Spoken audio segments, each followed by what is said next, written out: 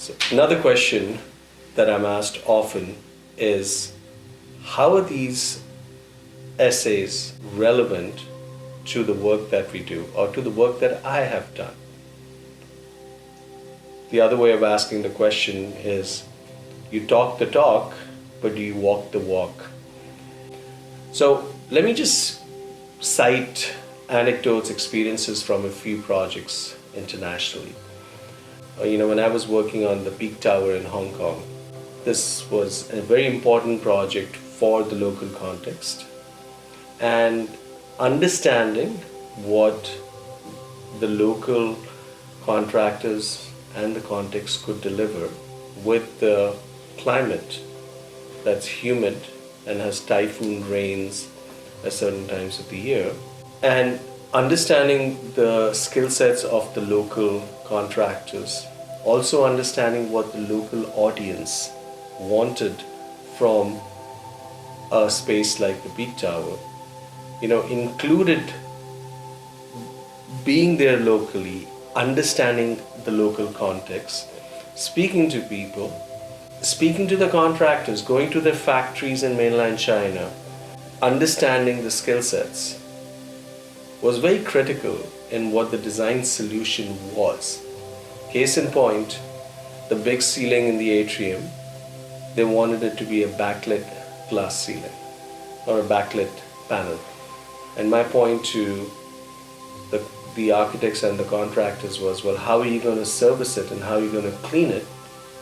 Because it's going to get dirty and there are going to be a lot of bugs, and how are you going to do it? So there was no way to do it, right? So we ended up coming up with this other space design which responded to the context, gave it that color changing, dynamic, pixel mapping kind of function. Now, for those of you who are into pixel mapping and projection mapping, now remember this project was done in 2004 and 5, where we didn't have the softwares that we have now, right? Which makes it easy. So that was Peak Tower in Hong Kong. So then let's move further west to India.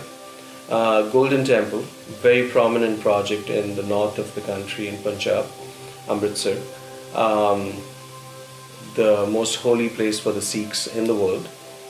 The society that runs the temple complex hired us and asked us to work on the project, and there was this counterpoint of, well, why don't we light it mysteriously? I said contextually that is incorrect, because the context says purity is built into one of the tenets of Sikhism.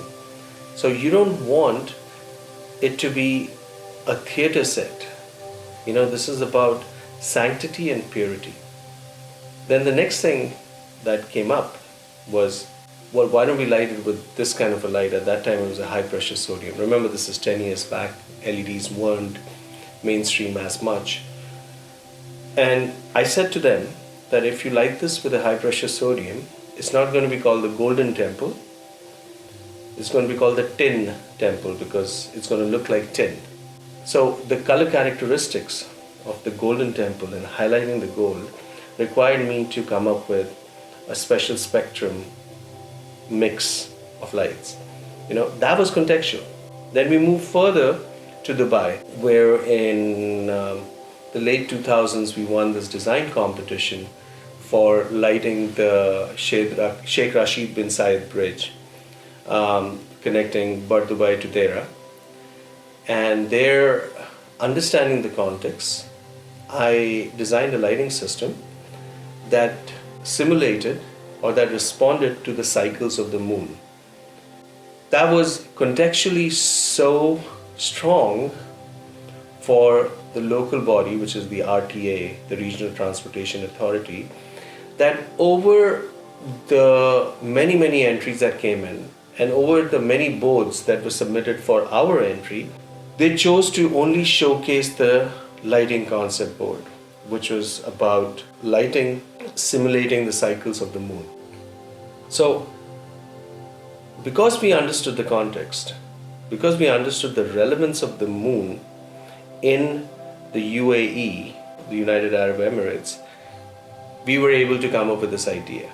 I was able to I keep cycling between I and we because I believe that we all work together as a team at AWA. But I'm the design principal, so I may switch between I and we, but I really mean us as a group, but me personally as the design principal. So when we did that, understanding the context really took us to the other side over all the other competition entries, and we won the competition. Then you move on to Nigeria, Lagos. Great experience of working on a hotel there. And what was so special about what we did there? Quite simply, we engaged with the local artisans, craftsmen, artists, so that we could, with the architects of course, build a project that really redefined contextual responses in the hospitality industry. What does that mean in terms of the lighting? So the lighting was about an evocative West African experience, is very different than a similar project that would have been built in New York or any other city. That was the intent, that it's different, it looks different. It's not trying to be Singapore in Lagos. It's not trying to be Dubai in Lagos. It's Lagos in Lagos, and proudly so. It's a great group of people, a great country, and just embracing that was really great. Then move over to Haiti in the Caribbean, where we've been doing work before the earthquake, working with the rural areas and empowering them with vocational training with light and building light fixtures that they can then use to study under, and a whole lot of other things. Again, understanding the country, understanding the context helped us design a light fixture, light source that had a battery power with photovoltaics with a water purifying system as well, and a light that could be charged in a communal manner. Very successful project, very well-meaning project. Of course, not a project which unfolded into the deep pockets of Haiti, but we were able to at least start the dialogue there. If you come to New York and you look at our project in the United Nations Plaza called the Arc of Return, which is for a memorial for the abolition of slavery in the United States, again understanding the context and understanding that this memorial is not a science museum which highlights all the atrocities that were done and the slave trade that happened, etc., but that it's an emotional space where we can reflect upon the injustices done and create a moment with light that helps the current and future generations connect with something that they're not really exposed to, on the transatlantic slave trade that happened for over 400 years. And the response was a simple but poignant response with light. So it's not about how many light fixtures we use. We only use 3 for this whole space, But the context was understood and the dialogue ensued.